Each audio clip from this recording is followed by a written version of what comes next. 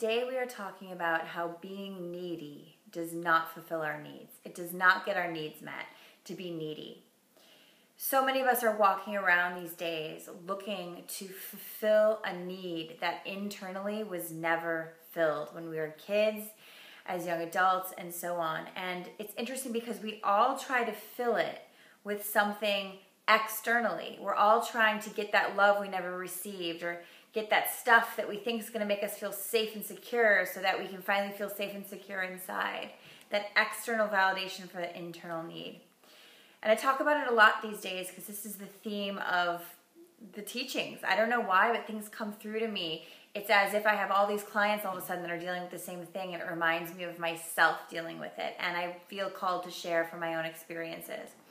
And so one of the things that really pushed me into awakening to my inner voice and really hearing that wisdom in a way that I never heard before was my search for external security, external safety, external validation, but mostly love, feeling safe and loved. And when a lot of us have this situation when we're younger, we come from a broken home, or we have a narcissistic parent, or we just weren't loved in the way that we needed to be loved. We weren't heard in the way that we needed to be heard, and we weren't accepted for who we truly were in all ways. When this happens, when we don't get accepted, validated, loved for exactly who we authentically are, we start to think that our inner voice, our internal guidance, our inner truth cannot be trusted. And what happens is we start this inner battle with ourselves, this inner critic, this fight inside, like, I'm mad at you, self, because you didn't get my needs met, so I can't trust you.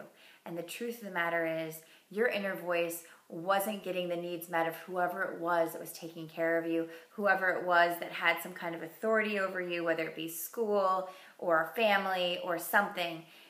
Your inner voice was told that it was wrong because it wasn't giving whoever else it was what they needed. Your inner self knows exactly what you need. You probably cried because you're feeling sad. You probably acted out because something didn't feel right. You probably were, whatever it was you were doing, you were listening to your inner guidance.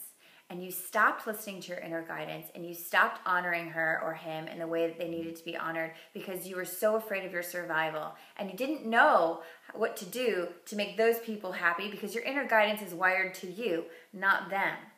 But in our society, we're taught one way. And if your inner self isn't in alignment with that one way, then there's something wrong with it, or it's bad, or it gets shamed, or it gets punished. So we turn off that inner guidance because we misinterpret the message to be that our inner guidance doesn't keep us safe or get us the love and approval that it needs to survive. So you don't work, you're broken, and now I'm just going to live according to somebody else's idea of what it is. Or worse yet, which is kind of what a lot of us do, is we look for external things to make us feel safe, for that internal void. We look to feel safe, like society says. If you have a degree from this place, or you live in this kind of house, or you make this kind of money, or you look this certain way, then you're going to be validated and approved of. So that's what we do. We try to do that. We try to get our external world set up so that we're so secure, so that internal void finally gets filled. And guess what? It never does.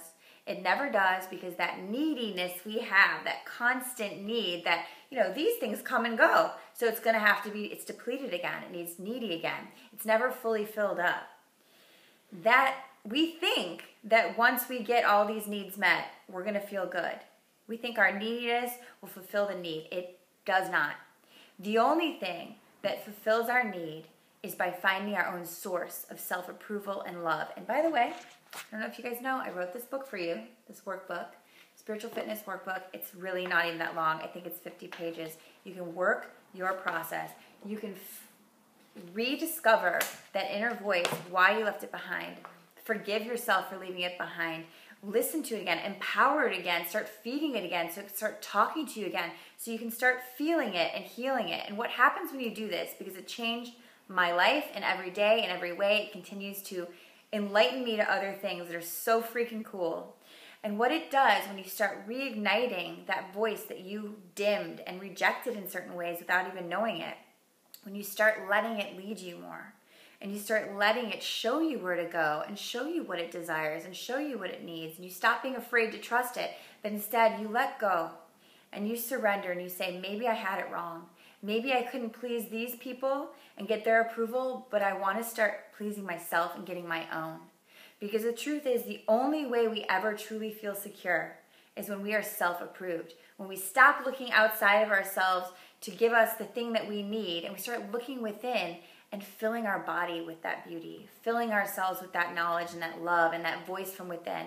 And there are exercises also in this workbook to show you every day how to start nurturing it, feeding the soul and starving out that ego back to its rightful place. So you guys, being needy will not fulfill your needs, but what will is by feeling it, healing it, getting real with it, and loving it. I love you guys. Don't forget to subscribe. Check out the workbook if you want. The link will be below. And I love you. See you next week. Namaste. And I forgot to mention that I am going to be announcing pretty soon my Truth Room monthly membership program. It is going to be amazing. It's for you guys who can't afford one-on-one coaching but have a lot of questions and want daily inspiration and my recommendations for spiritual books and links to cool videos and meditations and all that stuff.